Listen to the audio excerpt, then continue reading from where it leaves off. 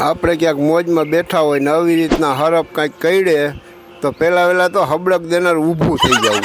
ઊભું થઈને તરત હાથમાં ચાકુ લઈને જ્યાં કઈડો હોય ત્યાંથી વાઢ મેળ દેવો. અને પછી થોડીક વાર જોવું અને જો ફેર ના પડે તો એનાથી થોડેક આગળ વાઢ મેળ દેવો.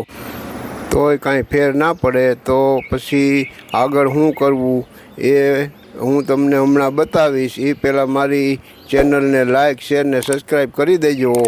અને હવે તમને કહું કે છેલ્લે આપણે શું પગલાં લેવા કે આપણે કોઈ આગળ માગતા હોય તો ઘરે ફોન કરીને કહી દેવું કે ભાઈ આની આગળ આપણે લેવાના છે. અને આપણે કોઈને દેવાના હોય તો પછી ફોન કરવાનો કંઈ સવાલ નથી. અને જો તમને દાટતા હોય તો ખાડા કરવાવાળાને ફોન કરીને કહી દેવાનું કે પહેલાં ખાડો જરીક ઊંડો કરી રાખજે.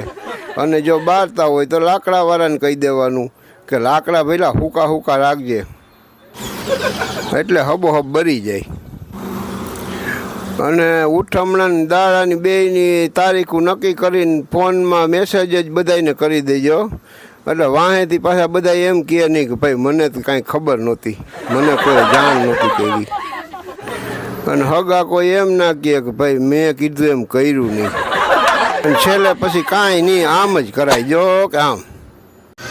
પછી તો આપણે ટૂણું કરીને હેઠા પડીએ. એટલે આ કે એમ કરતા નહીં હોય નકર જીવ ના જાહો.